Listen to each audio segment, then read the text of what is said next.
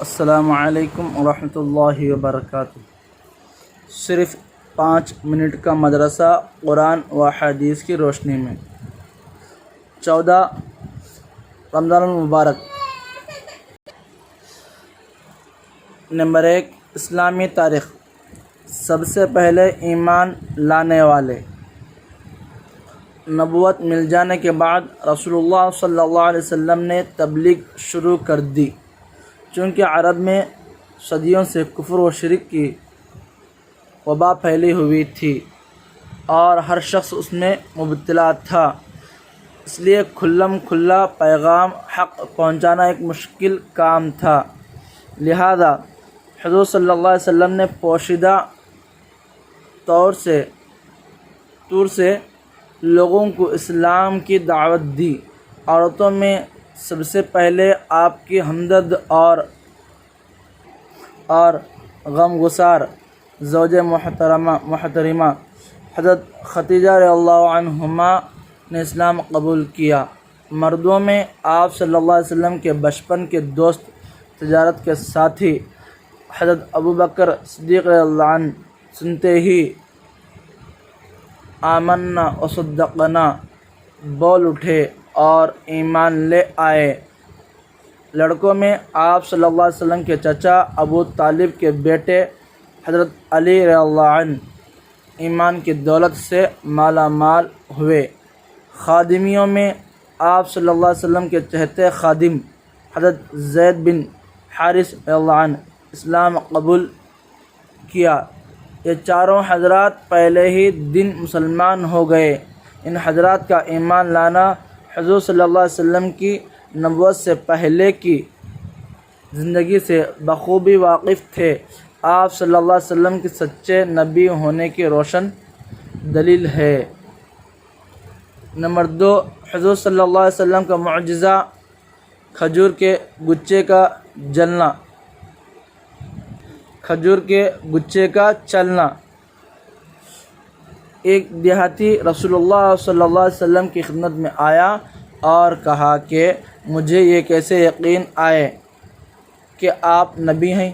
آپ صلی اللہ علیہ وسلم نے فرمایا، اگر میں اس کھجور کے خوشہ گچھے کو بلا لوں تو تم میرے نبی ہونے کو مان لو گے؟ اس نے کہا ہاں۔ آپ صلی اللہ علیہ وسلم نے اس گچھے کو بلایا، وہ درخت سے اتر کر رسول اللہ صلی اللہ علیہ وسلم کے پاس آیا اور پھر آپ صلی اللہ علیہ وسلم کے حکم سے واپس چلا گیا۔ دیہاتی فوراً اس معجزے کو دیکھ کر ایمان لے آیا۔ نمبر 3، ایک فرض کے بارے میں۔ صبح کی نماز ادا کرنے پر حفاظت کا ذمہ۔ رسول اللہ صلی اللہ علیہ وسلم نے فرمایا، جس نے صبح کی نماز ادا کی وہ اللہ کی حفاظت میں ہے۔ نمبر 4، ایک سنت کے بارے میں۔ قرض کی ادائیگی کی دعا۔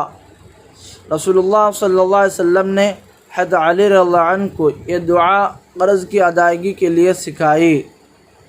اللہم اکفنی بحلالک عن حرامک واغننی بفضلک عمن سواک۔ ترجمہ، اے اللہ مجھے اپنا حلال رزق عطا کر کہ حرام سے میری حفاظت فرما، اور مجھے اپنے فضل سے اپنے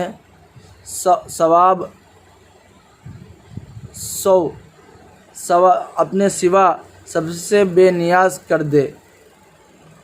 نمبر 5، ایک اہم عمل کی فضیلت۔ خزانچی کا بخوشی صدقہ دینا۔ رسول اللہ صلی اللہ علیہ وسلم نے فرمایا، امانت دار خزانچی 2 صدقہ کرنے والوں میں سے ایک ہے، جبکہ اسے صدقہ دینے کا حکم دیا گیا ہو اور وہ خوش دلی سے پورا صدقہ شخص کو دے دے جس کو دینے کا حکم ملا ہے۔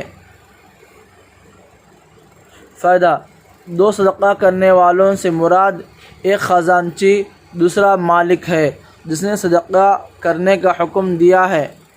اگر خزانچی امانت داری کے ساتھ مالک کے حکم کے مطابق خوش دلی سے صدقہ کرے تو حضور صلی اللہ علیہ وسلم نے اسے بھی صدقہ کرنے والوں میں شمار فرمایا ہے۔ نمبر 6، ایک گناہ کے بارے میں زکوٰۃ نہ دینے کا انجام۔ قرآن میں اللہ تعالیٰ فرماتا ہے جو لوگ سونا یا چاندی جمع کر کے رکھتے ہیں اور اس کو اللہ تعالیٰ کے راستے میں خرچ نہیں کرتے، زکوٰۃ ادا نہیں کرتے، آپ ان کو دردناک عذاب کی خبر سنا دیجئے کہ جس دن اس سونے چاندی کو آگ میں دبایا جائے گا، پھر اس سے ان کی پیشانیوں اور ان کے پہلوؤں اور ان کی پیٹھوں کو داغا جائے گا اور کہا جائے گا یہی ہے وہ سونا چاندی جس کو تم نے اپنے لیے جمع کیا تھا، تو اب اپنے جمع کیے ہوئے کا مزہ چکھو۔ نمبر 7، دنیا کے بارے میں مال و اولاد دنیا کے لیے زینت۔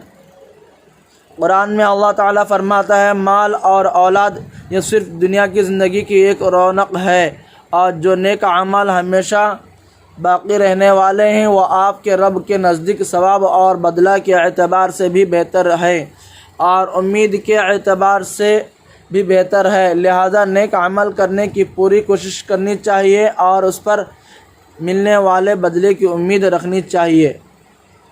نمبر 8، آخرت کے بارے میں دوزخ کے کپڑے۔ حضرت عمر رضی اللہ عنہ فرماتے ہیں کہ حضرت جبرائیل علیہ السلام نے رسول اللہ صلی اللہ علیہ وسلم سے عرض کیا، مجھے اس ذات کی قسم جس نے آپ کو حق پر مبعوث فرمایا، اگر دوزخ کے کپڑوں میں سے کسی کپڑے کو آسمان اور زمین کے درمیان لٹکا دیا جائے تو زمین پر رہنے والے سب جاندار اس کی گرمی سے ہلاک ہو جائیں۔ نمبر 9، طب نبوی سے علاج، دعائیں جبرائیل علیہ السلام سے علاج۔ حضرت عائشہ رضی اللہ عنہما بیان کرتی ہیں کہ جب رسول اللہ صلی اللہ علیہ وسلم بیمار ہوئے تو جبرائیل علیہ السلام نے اس دعا کو پڑھ کر دم کیا، بسم اللہ یبریک ومن کل داء یشفیک ومن شر حاسد اذا حسد وشر کل ذی عین۔ نمبر 10، نبی صلی اللہ علیہ وسلم کی نصیحت۔ رسول اللہ صلی اللہ علیہ وسلم نے فرمایا جھوٹ سے ہمیشہ بچتے رہو، کیونکہ جھوٹ بولنے والے کی عادت آدمی کو برائی کے راستے پر ڈال دیتی ہے اور برائی اس کو دوزخ تک پہنچاتی ہے، اور جب آدمی جھوٹ بولنے کا عادی ہو جاتا ہے تو اس کا انجام یہ ہوتا ہے کہ وہ اللہ کے یہاں جھوٹوں میں لکھ دیا جاتا ہے۔ اللہ تبارک و تعالی جتنے باتیں کہیں سنیں ان سے ادا عمل کرنے کی توفیق عطا فرمائے۔ سبحان اللہ و بحمدہ، سبحانک اللہم و بحمدک، ونشہد ان لا الہ الا انت، ونستغفرک و اتوب الیک۔